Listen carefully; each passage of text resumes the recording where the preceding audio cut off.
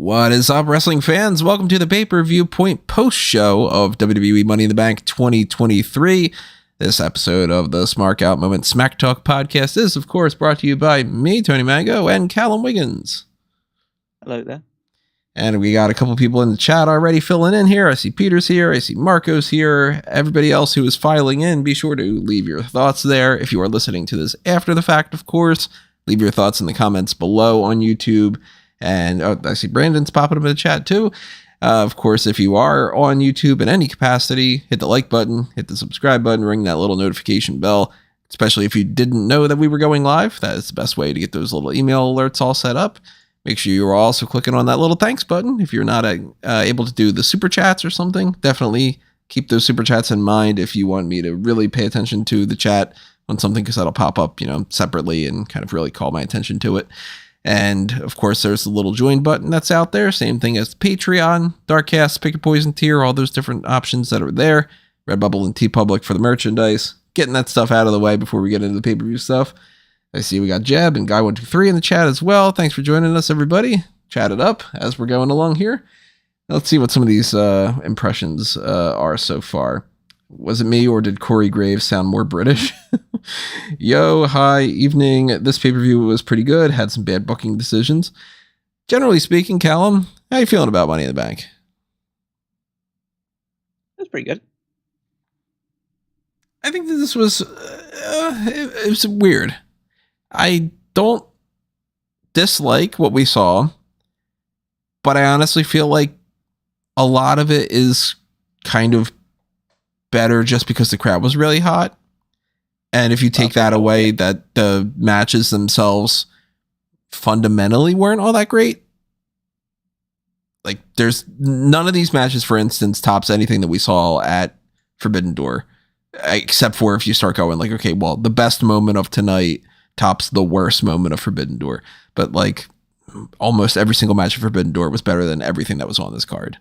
That's not like a pro AEW, anti WWE type of thing. It's just, I'm not like, man, nothing stood out for me on this show. But I thought that it was still enjoyable. Really kind of confused about some of those booking decisions, like Guy123 was saying. Some oddball stuff happening on this pay-per-view, which of course we'll break down a little bit by a little bit. See some other impressions that we got here. We had to just realize both Money in the Banks are still active. Incredible. Yeah, they didn't fully get rid of any one of them yet. Although it seems like the track record is we have to at least wait until after Raw, because people like Nikki ASH had done the Raw cash in and all. So we got to wait a few more days before we're out of the woods of that super quick cash in.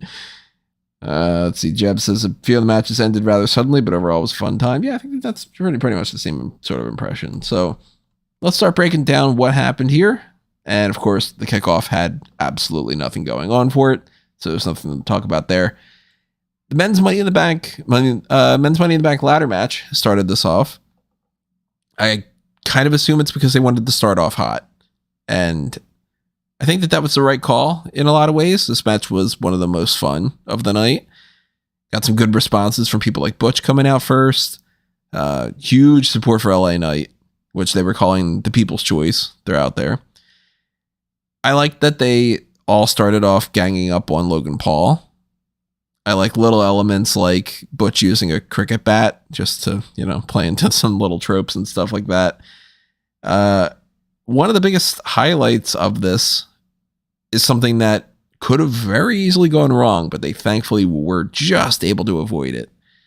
There was that spot with the tables on the outside where I believe it was LA Knight had pushed off Logan Paul and Ricochet, and then they went to the top of the top rope, kind of got caught up a little bit, and then Ricochet did a oh my god, I'm blanking on the name of the move. Spanish Fly. Over from, that kind of wonky spot on the ropes through two tables. And that was just narrowly avoiding some kind of a major issue. Credit to him for being able to pull that off, man. I don't know how he was able to do that at the last second. That was the standout spot for the whole match to me. I would say that this was pretty comfortably the best match on the entire show. I think that everybody looked pretty motivated, and yeah, that was the standout spot because it very narrowly went right when it could have easily gone wrong because they just weren't properly situated standing on the top rope, which I assume not just was supposed to happen. They were supposed to get pushed, still be left standing on there so he could more comfortably hit a Spanish fly. But they were kind of half in the ring, half on the middle rope, half on the top rope, so they just decided to go for it, which is a bit reckless, but seemingly Logan Paul didn't suffer any severe damage beyond apparently Meltzer put on Twitter that he was bleeding from the shoulder. Who was? Paul was. Logan Paul. Yeah. But yeah, I thought there was quite a lot of cool spots in this match. I thought Nakamura looked motivated, which is a rarity these days. Butch looked, fired up, using stuff like the cricket bats and stuff. Ricochet diving through the ladder to the outside. Yeah, that was another good spot. Yeah, the crowd being super into LA Knight throughout it. Yeah, I think everybody had an opportunity to shine and do some cool stuff during the match. And I think the best thing was towards the end. That's outside of some of the cooler spots, which was like LA Knight just repeatedly throwing everybody out the ring, just trying almost like, oh, everyone's so desperate for him to win, and everybody's trying to break him up. LA Knight just fighting everybody off and getting up the ladder. Damian Priest cuts him off. Feels like he might just be able to fight him off, but Priest then hits some kind of a quote unquote modified broken arrow. Yeah, which was essentially just like a throw or an arm drag off the rope off the ladder, but still, still impactful. And then Priest is the one that comes up and claims the briefcase for himself, which I think is what many people would have predicted prior to Logan Paul getting involved and LA Knight getting super over.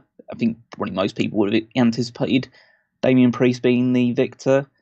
I think just with Paul's appearance in the match and just how much the crowd is getting behind at late night, he then became more of a dark horse than the outright favourite. But in the grand scheme of things, it's a result that probably makes sense. Yeah, I mean, of course, we're not going to know what the plan for this whole Money in the Bank situation is, if there is a plan, because let's be honest, sometimes they go into this stuff with no plan whatsoever, like Otis. And then maybe in retrospect, this is kind of like, oh, they had this plan from the very beginning, and this was very clearly a direction that they were going, or that they just thought, look, maybe Priest is the guy that we can do something with. Let's put it on him and we'll figure it out. I hate when they do that, but they do it often. So Logan Paul being in there really threw not just us off, but most people. I mean, he pretty much universally was considered, if it's not LA Knight, it's Logan Paul, or in a lot of other cases, people like me being like, it's not going to be LA Knight, it's going to be Logan Paul. I started to bypass Damian Priest, who originally was one of the two popular names going into it, as he and LA Knight are probably the favorites to win. And I'm not opposed to it, but again, I don't want them to set him up for failure. So I'm nervous that that's going to be the case and he's going to fail, and they're going to think, yeah, but you know what? We gave him that, and that'll give him a boost anyway. But we'll talk about Priest again a little bit later on. So at least for now, LA Knight loses, which a lot of people are going to be upset about, but they definitely cannot ignore that he is popular. So maybe he gets a solid push out of this, and maybe he even avoids being a Money in the Bank failure. Could end up working out in the long run for him. Yeah, and you say they can't ignore his popularity. I mean, where was the big push after Rusev Day? I'm just always going with that one as the big example of, hey, a guy gets super organically over. Fuck him. Or the big push for Zack Ryder after he became super popular. And then they were like, well, what if he just says that he likes John Cena, huh? How about that? Yeah, so we can't trust any of this stuff. Yeah, I mean, there's plenty of things that prove that just because something seems like it's an easy hit, that they're going to swing and miss anyway. Yeah. Which we're going to talk about in another segment very soon. Yeah, But I'd say overall, this is. I don't know if it'll be it's definitely not one of the most memorable Money in the Bank. It won't be one that I remember long into the future. But for what it was a fun way to open the show. As I say, I think it was the best match of the entire night, probably followed by. Well, we'll talk about the other matches and how I rate them afterwards, but it definitely wasn't the match that followed. This is the type of match that I would say to people, if they've never watched wrestling before, they probably would think that this is amazing. But because everybody's seen so many ladder matches in the past, this falls way short of expectations of what a ladder match can be. We've all seen a dozen, if not more, way better ladder matches. And this is going to be forgotten. Like, I don't think anybody's going to be able to even name all the people that were in this by the end of the year. People will struggle. But I like Priest. So I'm down for Priest being the winner. I'm down for a potential future for that. And I like all these guys involved. So they had a solid enough match. And like you said, yeah, it's down the best match of the night as far as just like bell to bell action goes. Seems like a lot of the people echoing that in the comments. Let's see some of the other things that are happening here. Guy says, I thought that all the Clash at the Castle matches were better than this show. I think overall, probably the case, yeah. They had some better matches there for sure. I wouldn't say every match. I'd say a couple of matches would have suited in here. I think overall Clash of the Castle was definitely a better show than this. But I'd say this one had its moments. I just think that, yeah, its peaks weren't as high as the peaks of Clash of the Castle, and it had some deeper valleys than anything at Clash of the Castle. So yeah, I'd say it's definitely not up there in terms of pay-per-view of the year as I was hoping it would be, just because of the strength of the crowd. The crowd was obviously great, and that elevated everything. But yeah, in terms of just actual quality, it's probably on the weaker side of WWE's this year, which has been like it's been a high bar for them to try and constantly top. So yeah, it's no shame that this is probably a bit more of like a 5, 6 out of 10 show. We got Ted in the chat. We got the Bro family in the chat. What's up there, fellas? Let's see. It's like a sports draft. You go with the no-brainer LA Knight. If LA Knight didn't win, Vince is back in charge. I thought the plan was Priest and Balor, with Balor says he doubled his time, turn in, cash in. I don't know how. Obviously, Rob in the chat. Obviously, Rob's not able to join us for this. He's doing some work with the press conference that's going on. One of the most solid Money in the Bank ladder matches. Memorable? No. Yeah, so Rob's pretty much in agreement with what we're saying on here. So, as far as weird booking decisions go, this one we're going to have to figure out down the line. Maybe it works out well, maybe it doesn't. But the next match... was the Undisputed Women's Tag Team Championship match between Ronda Rousey and Shayna Baszler, going in as these dominant champions against Liv Morgan and Raquel Rodriguez. And wouldn't you know, after a series of however many minutes it was, where I'm sitting there going, Shayna's moving really slowly. She's off her game by a wide margin, and I'm not digging this match. Shayna just attacks Ronda? They weren't having anything setting this up ahead of time that I caught, at least. Like, there wasn't anything that was like, oh, Ronda and Shayna are having some issues with their Alba Fire and Isla Dawn type stuff or anything. They must clearly have, again, we've got plenty of examples of this, but it's like, it's kind of baffling that this doesn't change. I wrote it, I forget how exactly I worded it, but it's something I tweeted out like, WWE's itchy trigger finger for splitting up a tag team definitely starts when they're considering teaming them up, rather than when they start teaming or when they start winning championships. Because this clock was ticking pre-Mania, and we know that it was going to lead to Ronda versus Shayna at some point. But at least give them a run with the belts. Instead, they got the Mania situation where it didn't work out the way they were hoping because they were both injured. So they bypass it and they just go with Liv and Raquel. Totally not the plan. But hey, look, shit happens sometimes. You come back around to when you can. A couple weeks later, Ronda and Shayna win the titles. They go ahead, they do this NXT Women's Tag Title unification thing. And then the next step is to split them for no reason? Yeah, this was a very bizarre way to book and end the match because, yeah, as you say, there's been no precursor to this, and all of the talk and like dirt sheet stuff that's been coming out or interviews they've been cutting has been about the fact that they wanted to be the tag team champions and restore prestige to the belts and have the belts be treated seriously. They've been champions for less than a month. Obviously, they unified it with the NXT tag titles, but they have really done little to nothing as champions. There's been no sign of dissension. There's been no use of them in NXT with the whole idea that Nick Khan's like, I want more main roster people to boost up the ratings for that. No, they didn't even make a single appearance. All they had was Jakara Jackson was like, me and Lash Legend won a tag team match. We're coming for Ronda and Shayna eventually. Yeah, real shame we missed out on that. Yeah, that would have been an instant classic. What are you talking about? But yeah, and obviously the match itself was bland and really nothing much to it. The crowd wasn't into it. And the only thing that can really, there's no logic behind it in terms of a storyline perspective, but the outsider logic of this is that they want to turn Ronda babyface again.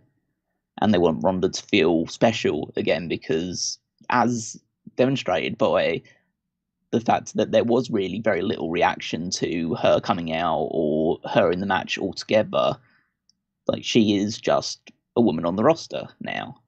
And trying to now have her feud with Shayna is the means of trying to get her back to being a babyface and pushing her back towards a championship position. The problem with that being is that the crowd is going to cheer for Shayna. Mm-hmm. So we'll see how it ends up going. But yeah, I don't think that this was the right timing for it, and it's now just the tag titles are now just back on another Franken team. Like Raquel Rodriguez is just, welded at the hip to these tag team titles. So whether it's like a thing in their minds that they really like her in that spot, or if they just continuously put her in there as like I don't know what about Raquel over and over, she is so stuck to that women's tag team division that it's basically both in NXT and the main roster. It's been the Raquel show for like 2 years. Well, I think it's primarily due to the fact that, obviously Triple H likes her. Mm-hmm. Like, she was one of the top women in NXT at the time that he was still either running the show or at least supporting running the show. And then she came onto the main roster, and she's been for the most part protected, and she's won the tag titles multiple times. But she clearly hasn't gotten over, at least not to a significant amount, to the point where they can say, okay, she needs to start challenging for world championships now. We've not seen the big program between her and Rhea Ripley over the title. She got like one-off matches against Ronda Rousey when she was the women's champion, but other than that, she hasn't been fully pushed towards the main event. I think that these tag titles are a way of trying to paper over her frailties and team her up with someone like Liv Morgan, who is pretty universally popular, to try and then elevate her upwards. The hope that eventually she'll catch fire and be able to challenge someone like Rhea Ripley for the women's title, and it feel like a big program rather than just, another one of the people that Rhea Ripley is easily going to squash. Yeah, I mean, they're most likely they're treating the women's tag team division and Raquel as we don't have an Intercontinental Championship for Raquel. Yeah, pretty much, yeah.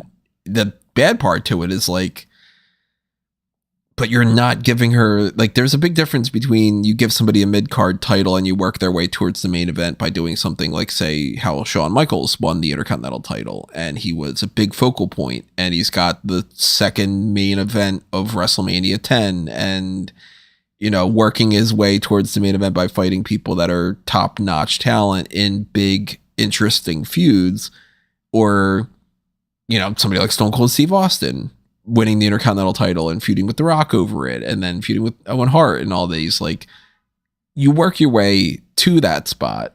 You don't just give the belts to Raquel over and over and over with a new tag team partner every couple months.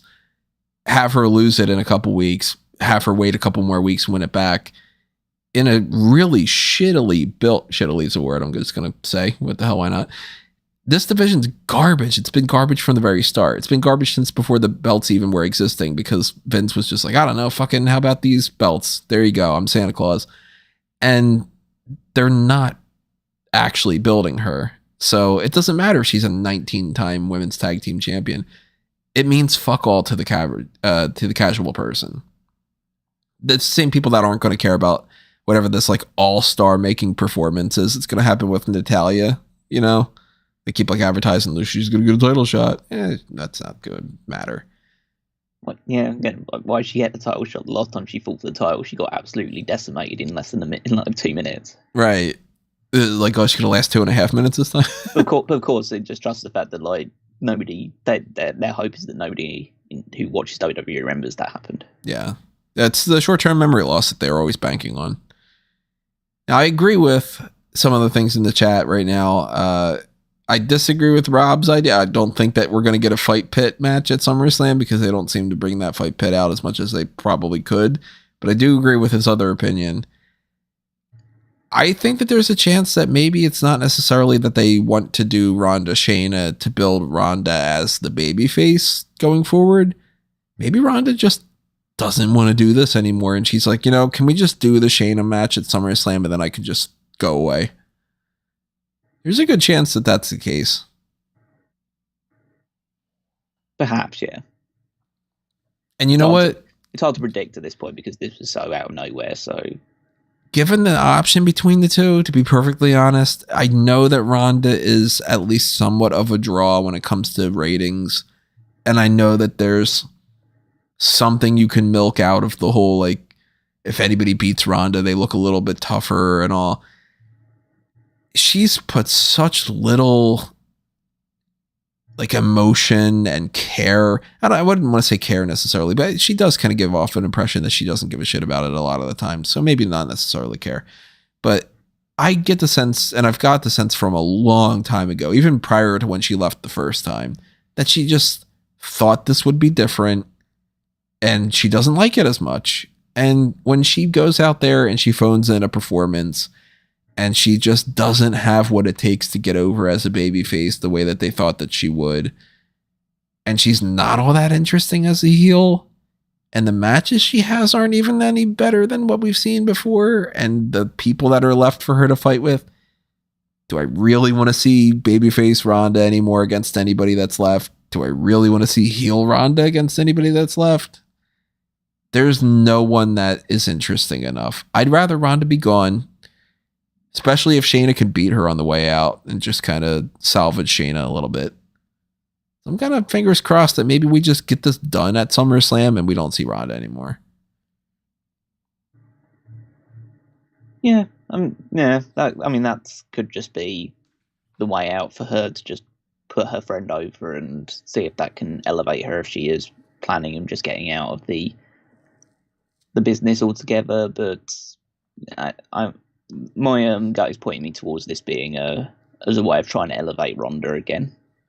Which wouldn't shock me either, because then they could have her win that Undisputed championship that's not undisputed.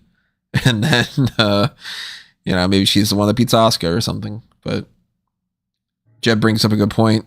Have you considered that Raquel Rodriguez has a back? I wish they would do more to promote the fact that she has a back, because, like... They don't tell anybody ever. I mean, they don't show it or, No. She's literally, like, she's backless. She's like... She's like, when people say that you have got 2 left feet if you don't know how to dance or walk right or anything. Oh, she's just got 2 fronts. That's it. Mm-hmm. She's the front woman of the group at the very... There's probably so many more jokes I can make that I need to cut myself off on. But yeah, now we've got Morgan and Rodriguez as champions again. So, yay. That's you excited for that match against Jakar Jackson and Lash Legend? Not particularly, no. I think that's the answer for everybody. yeah, then again, I won't be watching it, so it's fine. I wrote down on the predictions list that I've got for the championships that, really at this point, it matters as little to try to guess which two random people are going to be teamed up to win these belts as much as it mattered to not bother to predict the 24/7 title changes.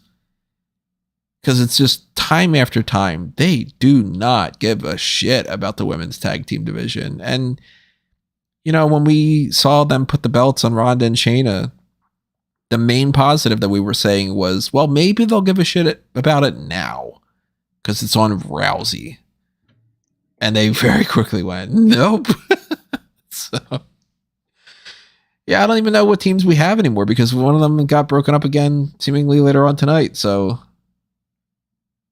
I guess somewhere down the line, you're going to see a post on Smark moment of women's tag team title changes hands between, for all we know, it's Scarlett and Maxine Dupree teaming up or something. I don't know. Wouldn't mind seeing Rhea beat Ronda before in one title defense before she gets shown the door. Yeah, I'd like to see that. I'd like to see everybody just beat Ronda at this point because she doesn't matter anymore. So just give them all some wins, boost up their stock, and then, give her the boot. Does it really boost their stock if she doesn't matter? At least enough to be able to score a win over somebody else instead of just Dana Brooke, Ted's bringing up that they had the Iconics, the perfect women's tag team match, but no, they had to screw that up. It's amazing that we never got the Bella twins, Maybe that was just a matter of them not being able to wrestle, but seems like that would have been an obvious thing. Yeah. And you say the perfect women's tag team. They'd be perfect if they could, wrestle. I mean, they did win the championships. They do have that, but yeah, it's not. Never learned the wrestling part of it, though. Yeah, so. It's not like they were having amazing matches back and forth and really boosting up that division. They only care about this as just a thing to give somebody a shiny thing. That's it. I mean, that's prop, yeah, but obviously they treat other titles with more prestige, and this one is the bottom of the barrel. And now that they don't have the 24/7 championship to be like, no, that's the bottom of the barrel. No, this is definitively the championship that does not matter in WWE. And but how can you say that when just right now at the press conference they've just asked Liv Morgan and Raquel Rodriguez, do they think that they're going to be fighting Cardi B and Megan Thee Stallion for the tag team titles soon? Who asked that question? Do you know? I don't know. I don't know who asked it. Probably some sad excuse for a wrestling journalist. Whoever it is, man, I know you want to get your name put in the circuit. It's like, that might be something that people will pass around and then they'll give me the quote back. Yeah, I'm sure Rob. Yeah, I'm sure Rob will come up with like a funny, stupid headline about this. Oh, that was a talking point. Oh, they mentioned Cody. They mentioned like two people that are famous. I hope that Hausman asks one of the questions that I pitched to him to ask, which was, I said, like, why don't you ask them about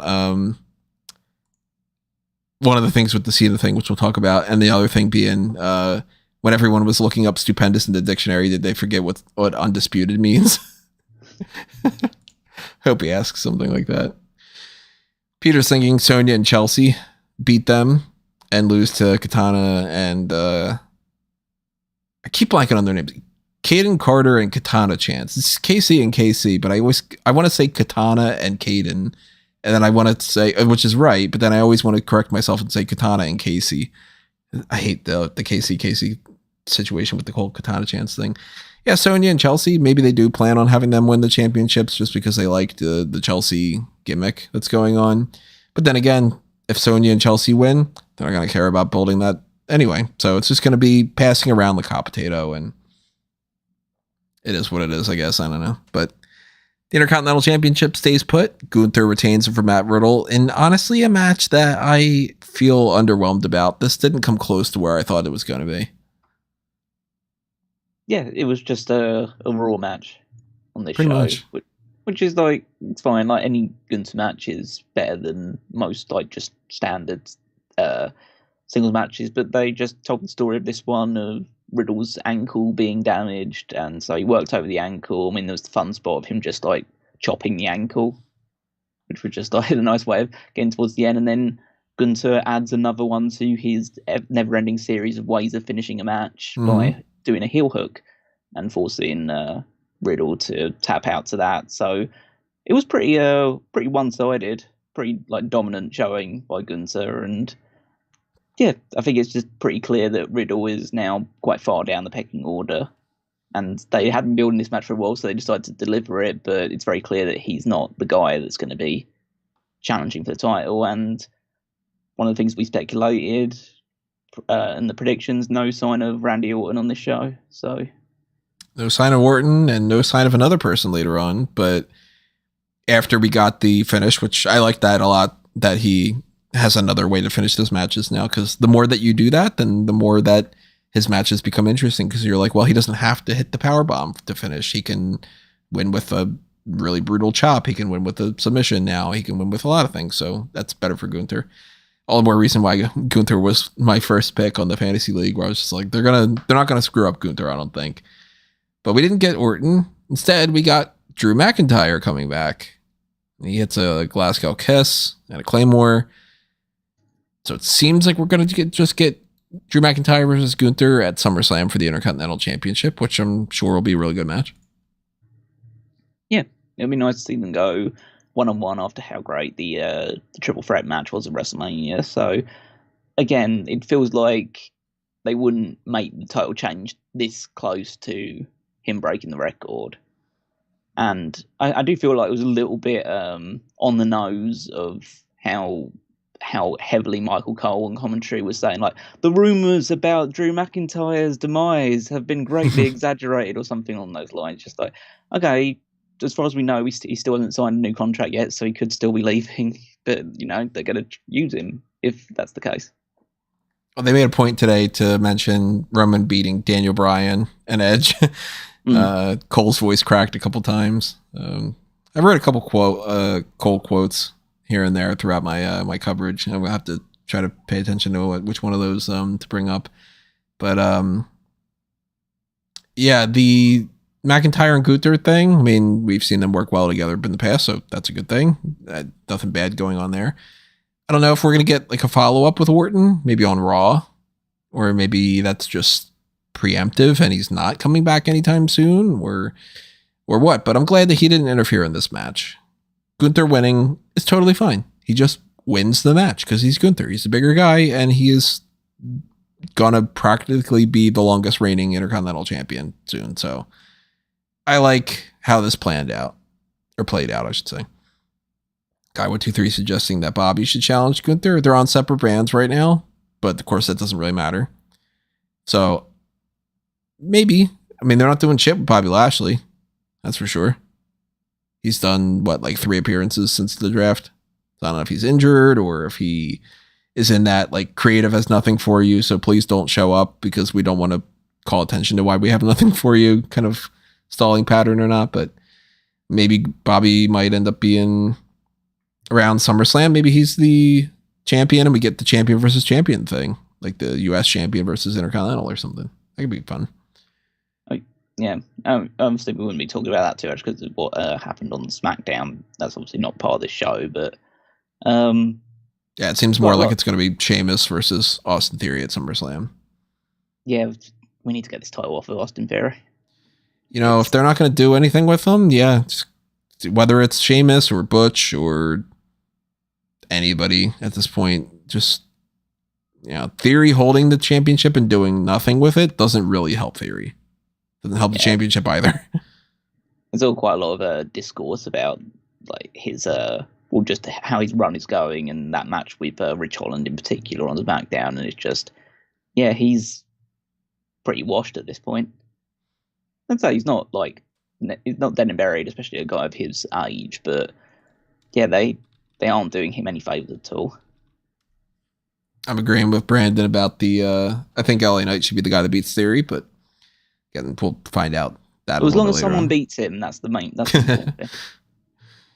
Yeah, guess 5 tossing out the Cole flub of money in the contract. Wasn't the worst thing that somebody said throughout the night, though. I think that one's a little bit more forgivable than something that happened in the women's ladder match. But yeah, the McIntyre thing was followed up with Cody Rhodes against Dominik, the one that was rumored at one point to be the main event, which I was just like, that doesn't make any sense to me. So I'm glad that wasn't the case. Dom had an ammo bandolier on, which I thought was great. It's just like, if he's ready for like setting up a minigun turret in Predator or something. Dom. Loving the Dom stuff. Not loving that this match was just a match and nothing happened in it, though. Oh yeah, it was just it's another just Raw match which they felt the need to build up, and realistically, it was just Cody playing around with Dominik for a while, and then Dominik gets the heat thanks to like a bit of a distraction by Rhea Ripley, and he's just on offense for about a minute or two, and then Cody takes over and wins. It was again just two pretty one-sided matches back to back at this point. And then you would think that, like, okay, well, maybe the plan is that they're going to have Brock show up and attack him. There was a rumor that Brock was going to be appearing on here, too. Now, when they started announcing that this match was coming up, I'm like, well, they just did the Drew McIntyre thing. Are they really going to do Drew McIntyre coming out to attack Gunther and then have Brock come out and do that? Maybe, but I don't see it happening.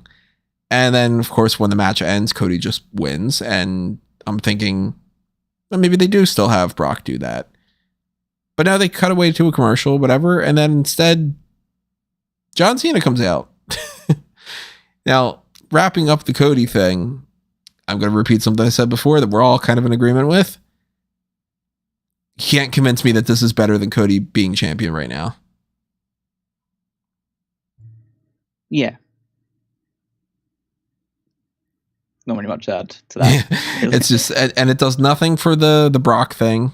By the way, for anybody that's like, well, he's going to come back and he's going to fight Brock at SummerSlam, and that's going to... First off, the Brock thing doesn't matter because nothing is on the line there. It's just Cody fought Brock because Brock said, fuck you, Cody. And then they fought again, and then they waited until SummerSlam to fight again.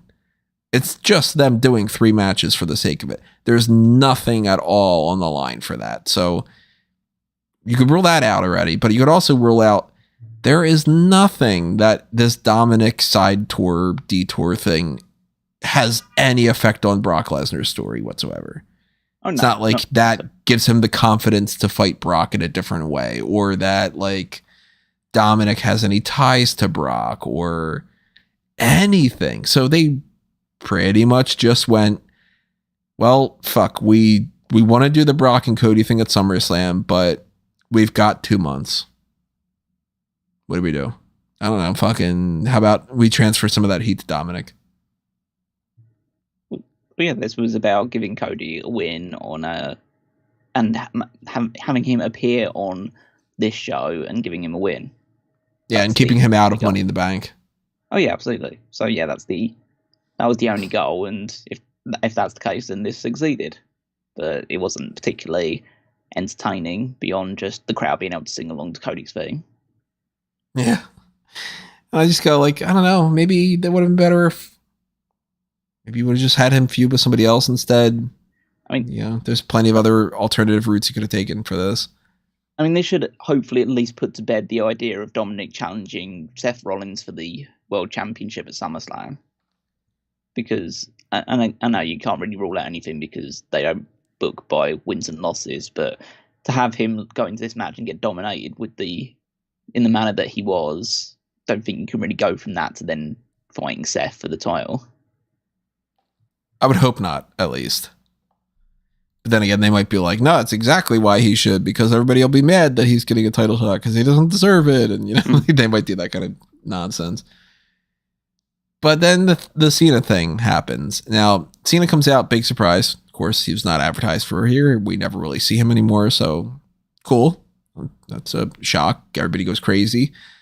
And he cuts a promo that, when you boil it down, is essentially these couple of lines.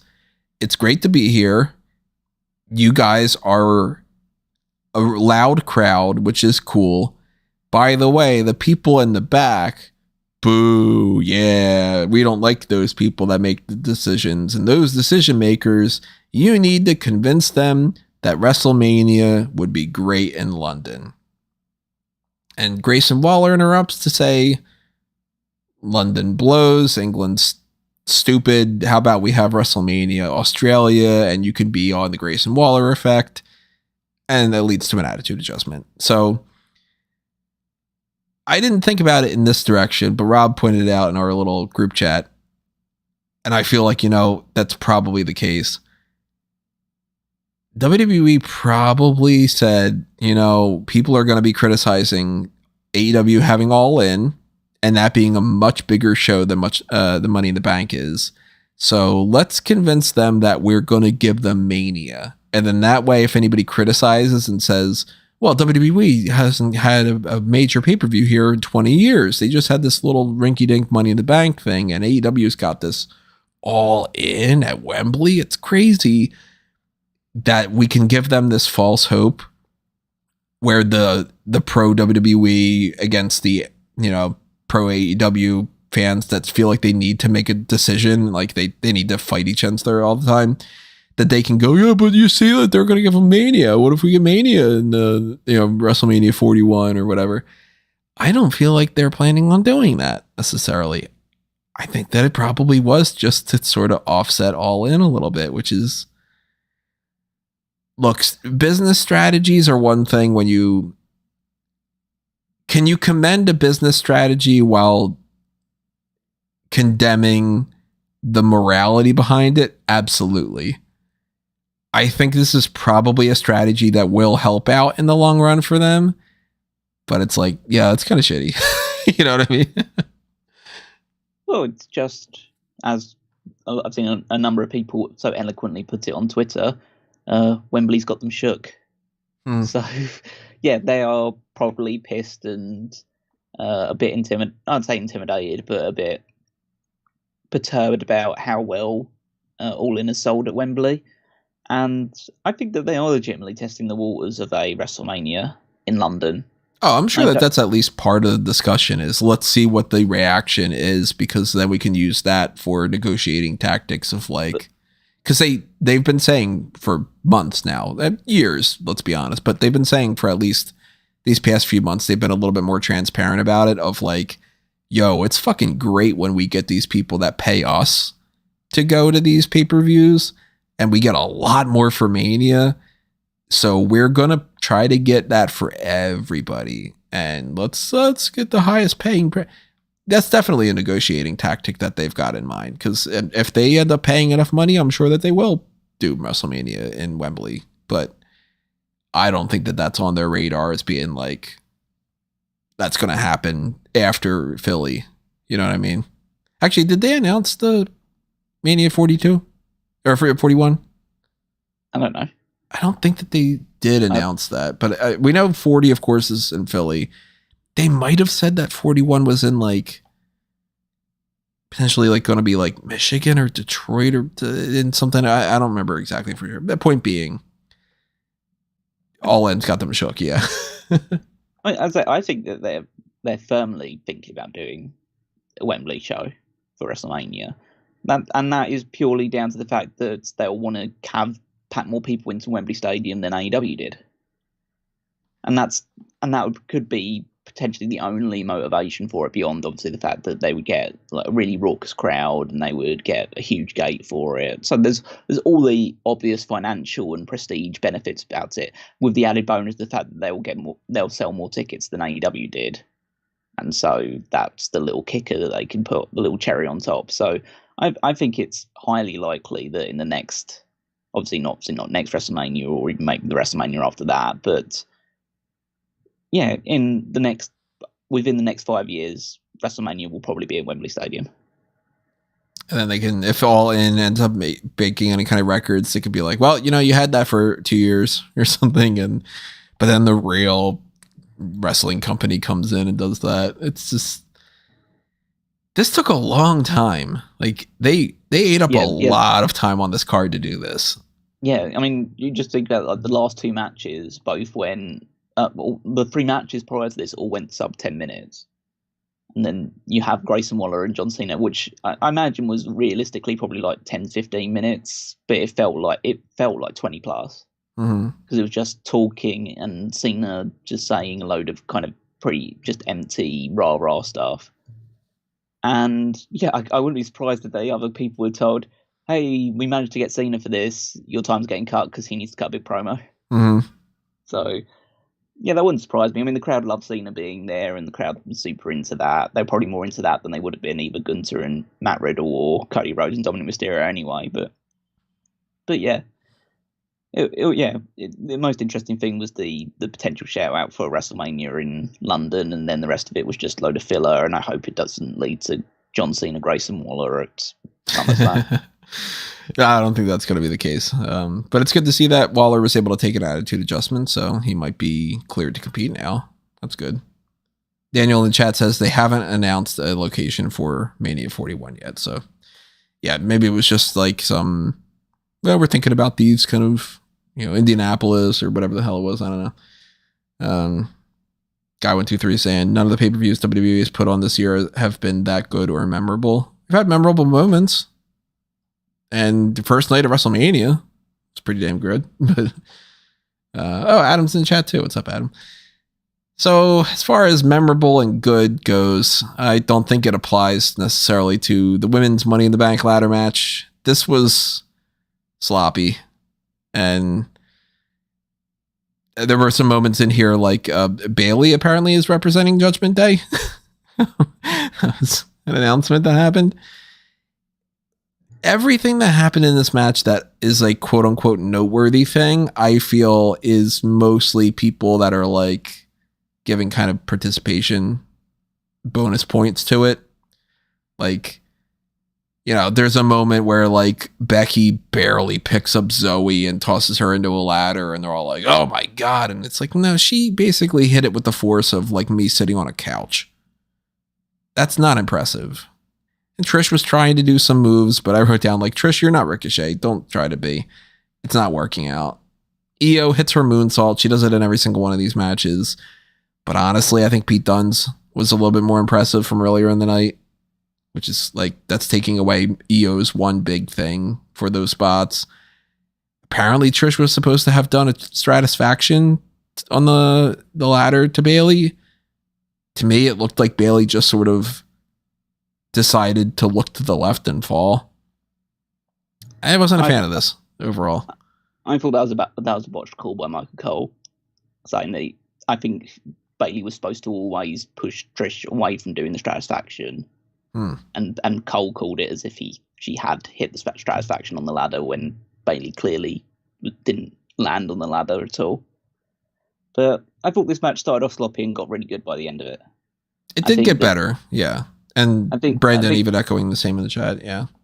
I think a lot of the stuff that happened was, towards the start of it was just a lot of like bodies in the way, a lot of just like getting in the way of each other a little bit, but stuff like I like the Io moonsault. It always like pots me still. It's a good moonsault. Like she does what she's doing.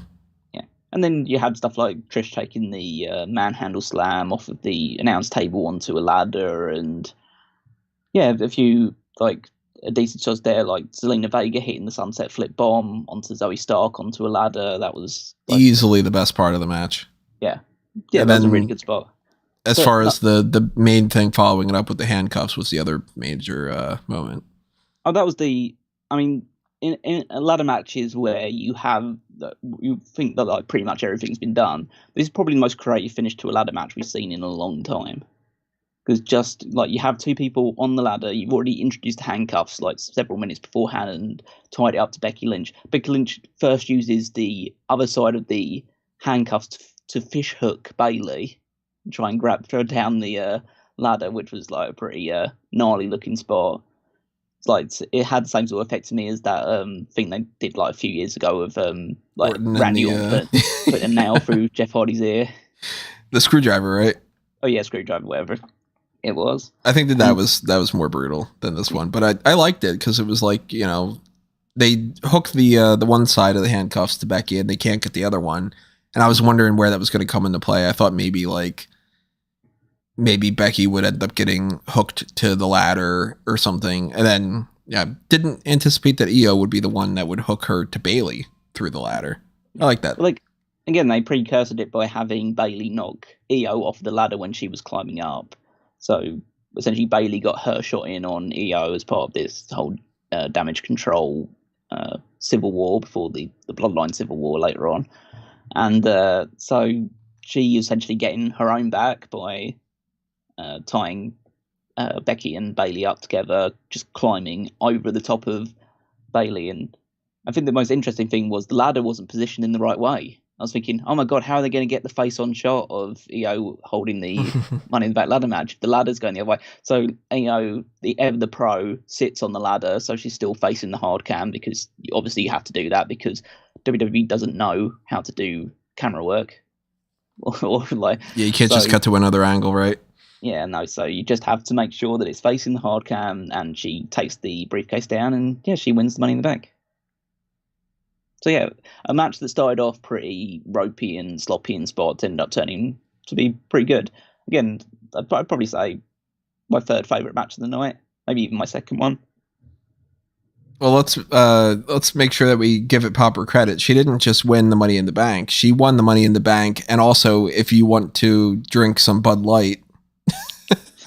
Well, he was doing those. He was doing those really cringy segues to the Bud Light stuff all through the night. I didn't think this one was any worse than any of the other ones he was doing. This one stood out to me because it was like, and Io Sky wins Money in the Bank, and man, Bud Light's pretty great, isn't it? It was like, wow, you paid a lot to get that immediately in there for anybody watching that and paying attention to that moment. I hope they got paid a lot for it, at least. So again, same thing with Damian Priest. We don't know how this is going to play out. I'm a fan of Io Sky, so I'm glad that she won Money in the Bank. I mean, it wasn't the only option that would have been good in my mind, but I hope that they don't just set her up for failure again, because I don't want to see Io just cash in, lose, and, like Bayley screw her out of the cash in on Tuesday, or not Tuesday, on Friday or something. And maybe they've got a plan, maybe they don't. I don't know. Well, I think in the short term she's going to be preoccupied with the whole Bayley and the dissolution of Damage Control. So I think that'll keep her away from any immediate cash-ins on Asuka or whoever's holding the SmackDown Women's title by post SummerSlam. But I think that as long as Triple H is kind of guiding the creative on this one, that they'll protect her. I think he's a big fan of Io Sky, so I think she'll end up winning the title. I hope so. Brandon's fearing for Io's title reign with her being on the same roster as Charlotte and Bianca. It is always a looming threat. Yeah. It's always a case of when, not if, really. So, yeah, she probably will cash in and win the title, but we know one of those two is coming to take it from her eventually. Yeah. Which could be super quick after that, or she could get a decent enough title reign, or we're going to have to figure that out down the line. But at least it's not a lackluster situation for Seth Rollins for the World Heavyweight Championship, because he retained over Finn Balor. And it was pretty lackluster to me. There really wasn't anything to talk about during this match up until Damian Priest comes out and teases a cash-in, which leads to, more than anything, a distraction for Balor, and he loses. Match itself was just a match. Like, nothing at all. I couldn't tell you a single move that happened in there up until the point that Damian Priest did that. Yeah, I felt pretty glazed over watching this. There just wasn't any real anticipation for this match. And, they do some stuff. Again, none of it that I could particularly remember. The crowd seemed to be a little bit restless at this point and weren't really paying that much attention or, entertaining themselves, because the match itself, the only things that really caught their attention was singing Seth Rollins' theme. And then when Damian Priest came out and they started chanting "cash it in," because clearly they just wanted to see something exciting happen in this, which the only thing that seemingly they could find exciting about this whole thing would be Damian Priest cashing in the briefcase. So, Rollins does get the victory. It continues the bad blood within Judgment Day at the moment, and wherever that ends up leading, I'm assuming it's going to lead to Finn Balor getting kicked out and replaced by Jordan, or what's it, JD McDonough, because it's just like, change the guy who basically looks the same as Finn Balor, just have him in instead. So you're thinking that it's Balor that's gone and Priest stays in there? Because I just assume Priest is gone. No, because I think Priest is gone. Priest has to turn babyface, and Priest is the briefcase holder. He probably should stay heel, because heels are always better with the briefcase.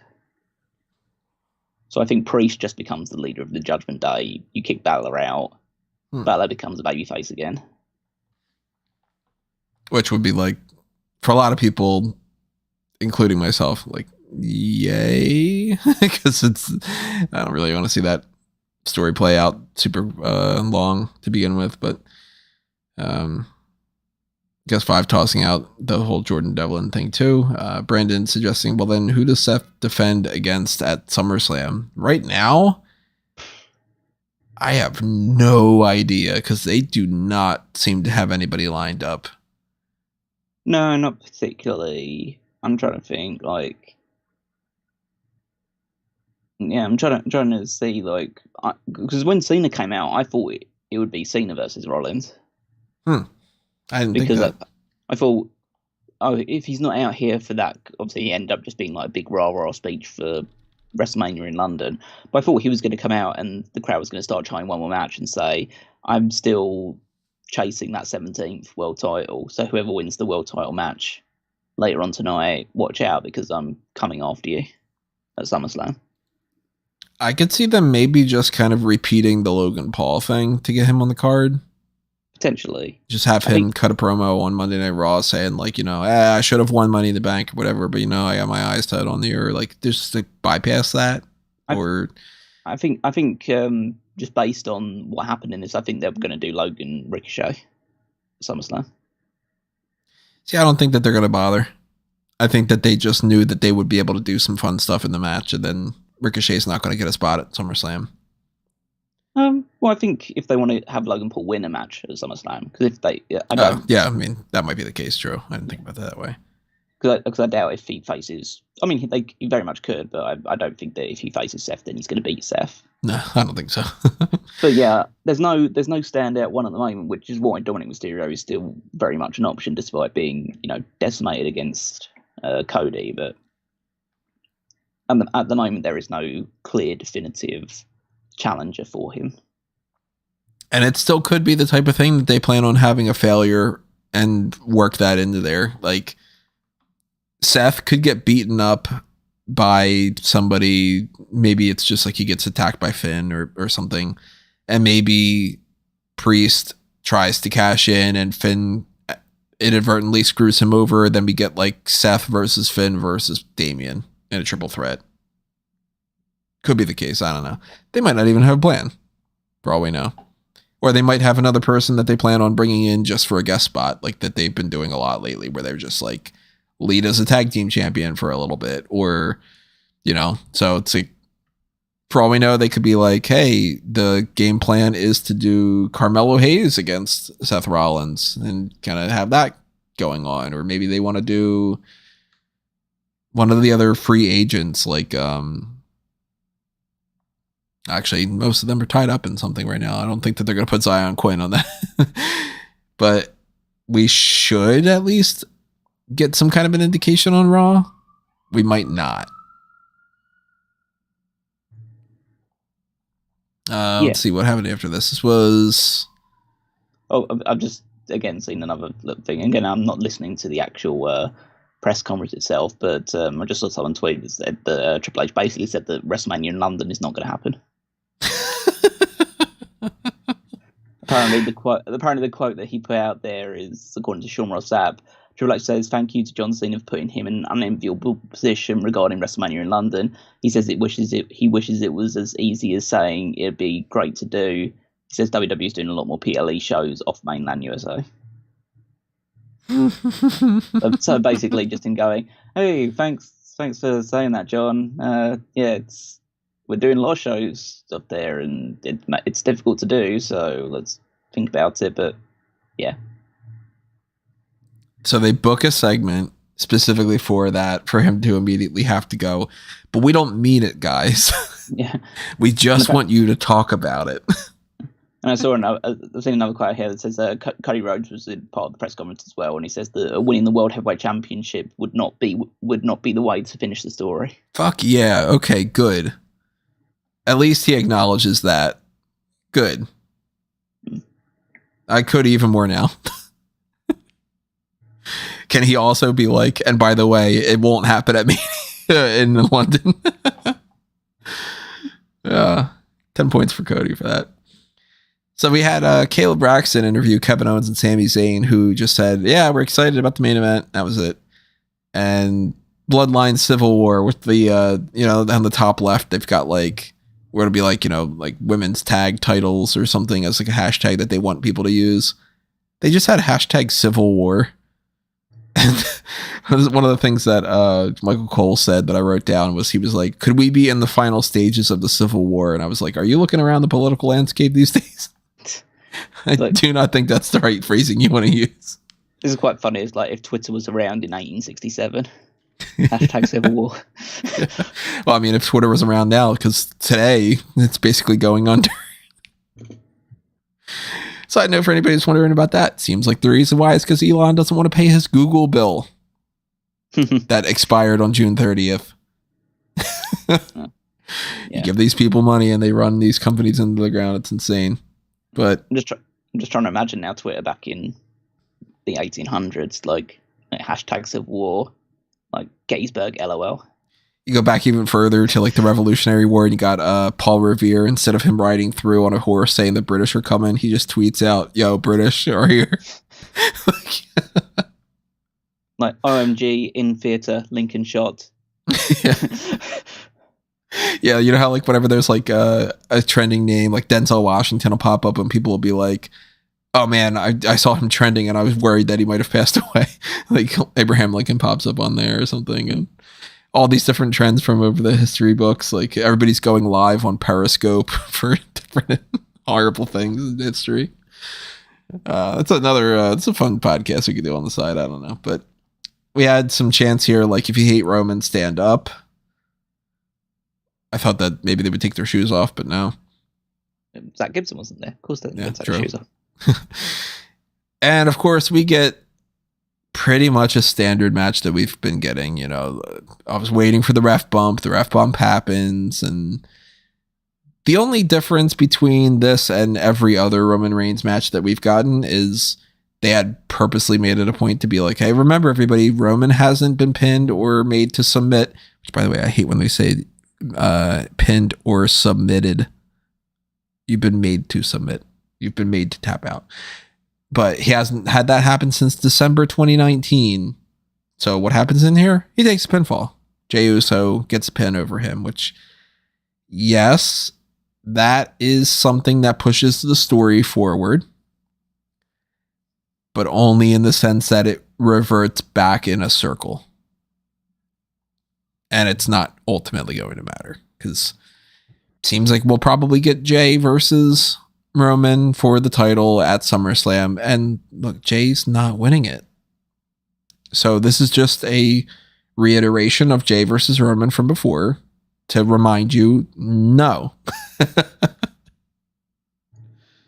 mean, I disagree with the assessment of like, well, I agree with the fact that it has gone full circle, but that's kind of how stories should work, or a lot of stories should work, is the sense that it started with Roman being abusive to Jey, and then Jey ended up being subservient to him for several years, and then Jey fought back and is now as pinned Roman, and then will probably challenge him for the title. So I don't think there's an incorrect thing about it being full circle. You're both seemingly just cutting out all the 2 to 3 years in between it.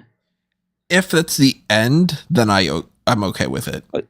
Yeah, but, and I think that it very well could be the end, because like the Usos will not win the title, and then they'll go back after the tag titles on whoever's holding them at that point, presuming that Owens and Zayn drop it to a heel team by that point.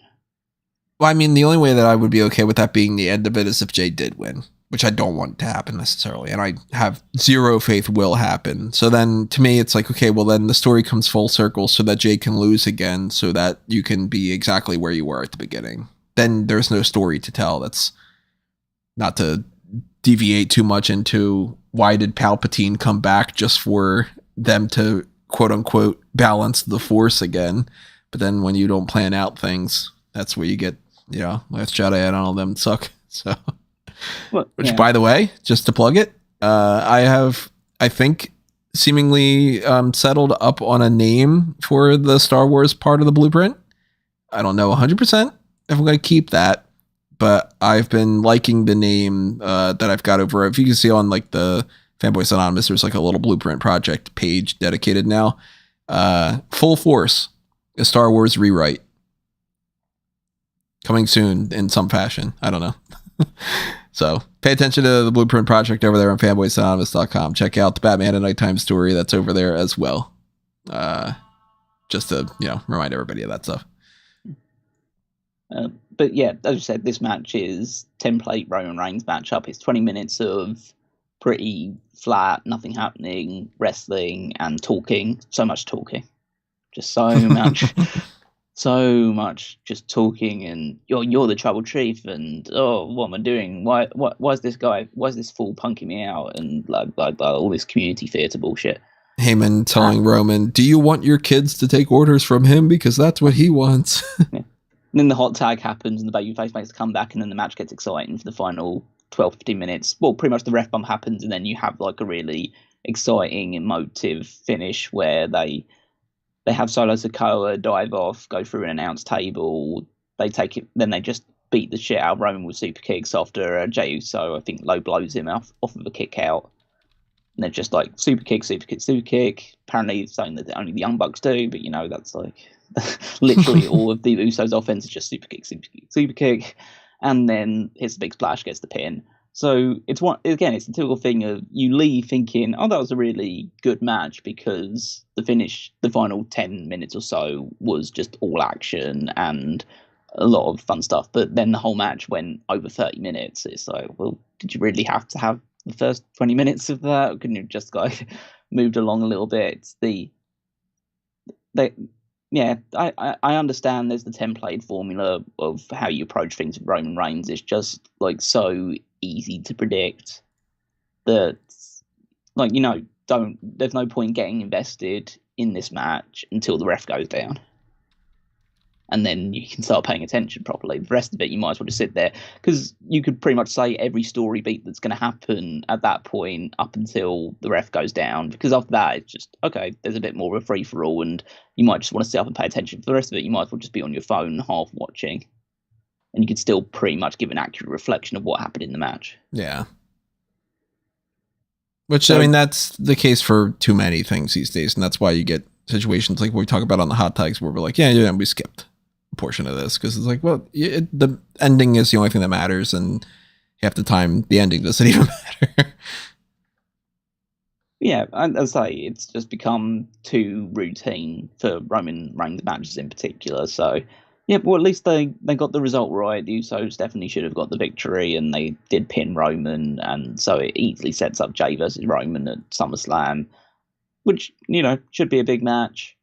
And I'm sure they'll get some fans biting on a couple of near falls in there, but yeah, it's highly, highly unlikely that Roman Reigns is going to suffer defeat just yet.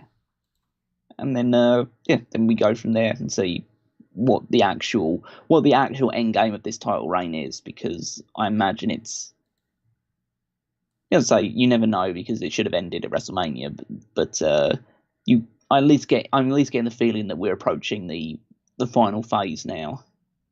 This title reign, where he's only got one guy. Well, he's got Heyman, of course, but he's only got one other wrestler surrounding him now. The whole idea of the bloodline is starting to crumble around him.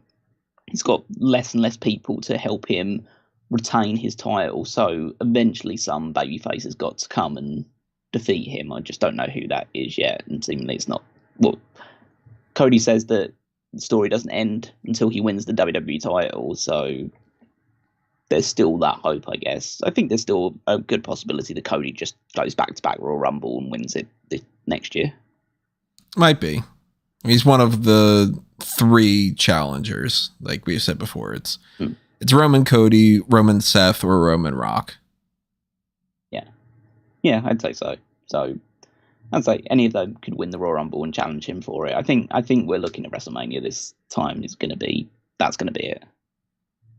Well, I said that last time probably as well. So if they did that, it's partially, obviously they want to get the records and all, and it could very well be partially they want to do the Rocky story in Philly. To just be like, well, Rocky didn't win until Rocky 2. And then, just forget that there's a lot of parts of the Rocky movies that suck. Like, I don't think we need to throw a robot in here or skip Rocky 5 entirely. So, probably Jay versus Roman at SummerSlam. Of course, when we get down to knowing more information about that, we will talk about that in the future. Probably Ronda versus Shayna. Probably another follow-up with Becky and Trish in some fashion. Maybe it's like Becky and Lita versus Zoey and Trish. Maybe it's something like Seth against Priest and Balor. Maybe it's somebody else. Seems like it's Gunther versus Drew McIntyre. Probably Sheamus versus Austin Theory. Funny enough, we still have nothing really going on with Rhea Ripley. We've got Charlotte and Bianca and Asuka most likely having a triple threat. Not feeling the strongest about SummerSlam being like the best possible, second best pay-per-view of the year type. But we'll see. So that's at least Money in the Bank, but let's pivot over, talk about a little bit of Fantasy League stuff. Yes, so the Fantasy League is still ongoing. So as of Money in the Bank, I've calculated all the points up to that. So Tony is currently leading the way. Ooh. Only slightly. Only about 10, 15 points ahead of me right now. Rob has fallen away pretty significantly. Getting robbed of those points. Yeah. It's unfortunate that you have Bobby Lashley who never shows up anymore, and Alba Fire and Isla Dawn, who after losing their tag titles are now just pretty much non-existent. So yeah. That's the situation right now, and based on our predictions for this show as well, Tony has also won back-to-back predictions contests. The advantage with that then is so we won't do this right now. We'll have to do this off stream because Rob is not here to add to his team. I mean, realistically, we could add our ones because you came first in the predictions, so you could add your person to the team if you wanted to, and then I could add my person, and then we just get Rob afterwards. But the added advantage of you now winning 2 predictions contests is that any point between now and SummerSlam, you can switch not 1 but 2 members of your existing team out for someone else if you wish to. So let me write myself a little note about these because I'm gonna probably forget. So at any point before SummerSlam, I can swap out. Swap out 2 and just like full out swap them, right? Like if I were to be like, I'm gonna get rid of like Ronda and Shayna, just pick up 2 that are free, right? Yeah, exactly. And also, you don't need to swap them out at the same time. You could decide to swap one out one week and then swap someone else out the following week. It's all up to you, really. You just know that you have 2 switches that you can make at any point.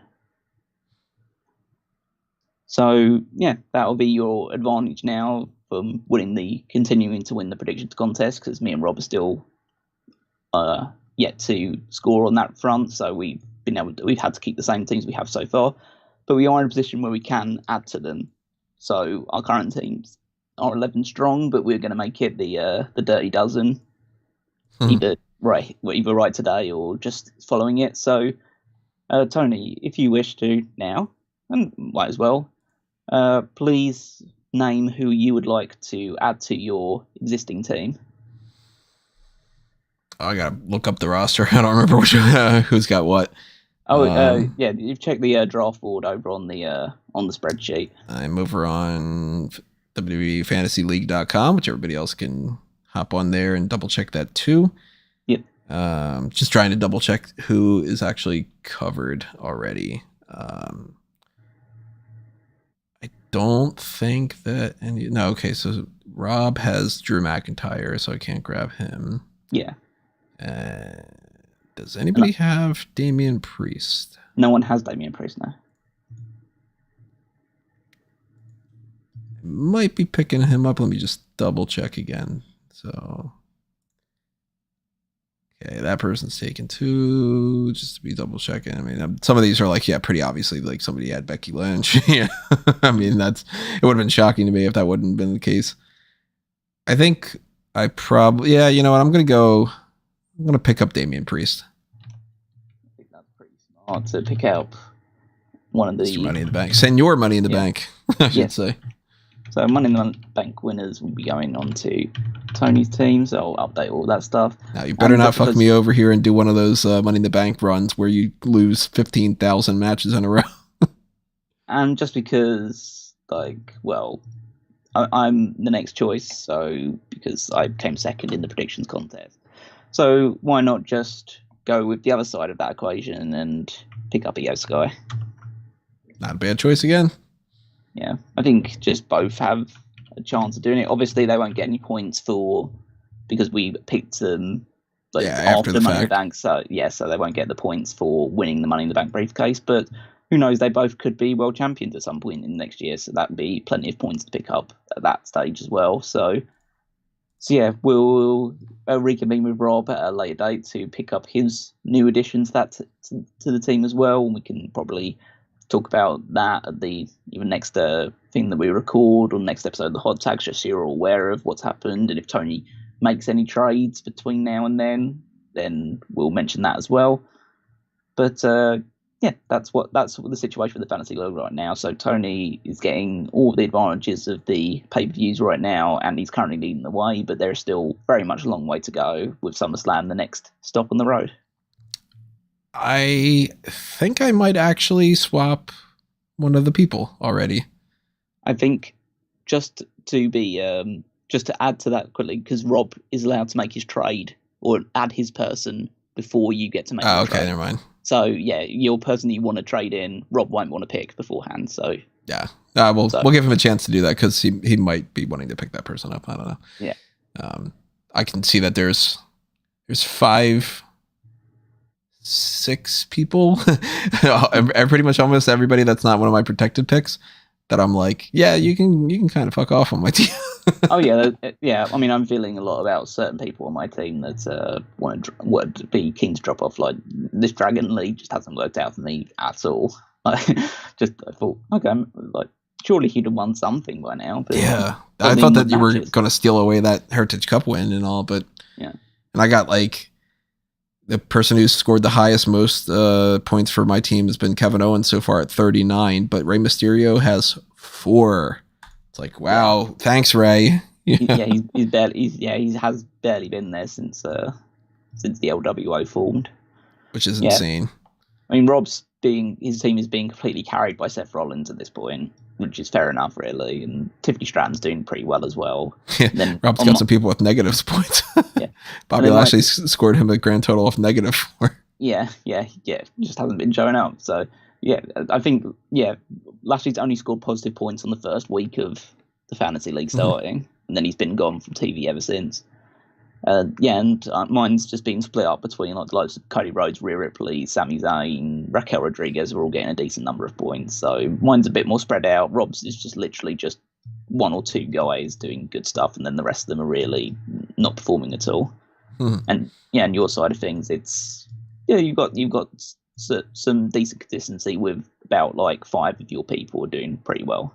Yeah, Shayna was doing some pretty well numbers. Owens, Carmelo, Good Dude's got 28. Yeah. Well, of course, we'll figure out what Rob's going on with that. We'll talk about that either on the Mount Rushmore that we do next, just as like a quick thing, or we might just bother to talk about that on the Hot Tags. This was going to be a week where we might end up recording a whole bunch, but then it's going to be spread out throughout that. So, maybe you'll end up being part of the Darkcast that we do, because the Darkcast right now, the current plan is to do kind of some preemptive bracket work for the Heat of the Moment tournament, and then maybe whatever else we feel like talking about. So maybe we'll factor that into that a little bit. And, you know, of course, everything that you hear from us, you'll be seeing on smarkoutmoment.com. You'll be seeing it on the YouTube channel, or if you're listening to us on Spotify or anything like that, then that'll all pop up there. The Darkcast naturally will only be on the Darkcast tier for the Patreon or for the YouTube channel membership.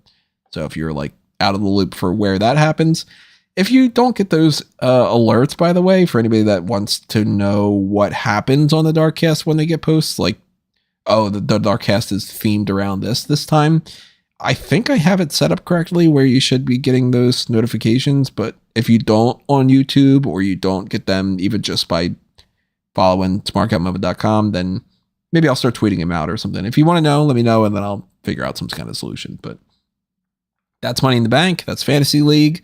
That's it for the post show. I want to thank everybody for joining us for this in the live chat. I want to thank everybody for listening to this after the fact. Of course, if you want more, keep following Smark Out Moment. Keep hanging around there and everything else under A Mango Tree, which you can find at amangotree.com. Follow all my accounts all over the place that you can see there with all those different links. I don't have it set up yet on that link tree, but I did join Blue Sky. I'm not a fan of it, but hey, Twitter's acting like a mess, so maybe that ends up being a place. So you can find me there at Anthony Mango, not Tony Mango. But you know, you keep clicking around and you keep checking all these different accounts, you'll see where everything is. And if you don't know, tweet at me or something and I'll tell you. Yep, and you can find me on Twitter for the time being at Wigmeister14. You can check out the power rankings that came up earlier today over on smarkoutmoment.com. Obviously, a little out of date, but you'll get the results based on what happened at Money in the Bank added onto that as well. So tune in to see how the scores get updated, or how the rankings get updated as of next week. And then you can also check out the Fantasy League stuff over on wwefantasyleague.com and see how our teams that are being added to and changed are doing heading into SummerSlam. All right, everybody, that's going to do us in for this post show. And we will see you next time with, I'm pretty sure that the next video that we're going to be having up on here is going to be the Mount Rushmore of patriotic wrestlers to try to work in with that July 4th Independence Day kind of angle. So we'll talk about people like Sergeant Slaughter, LOL with the recent things that have happened with that.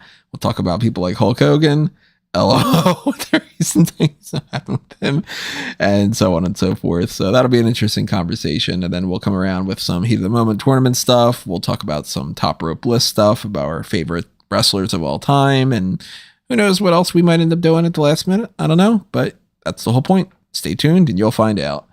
Adios for now, everybody. This has been another Smark Out Moment, and we are being counted out.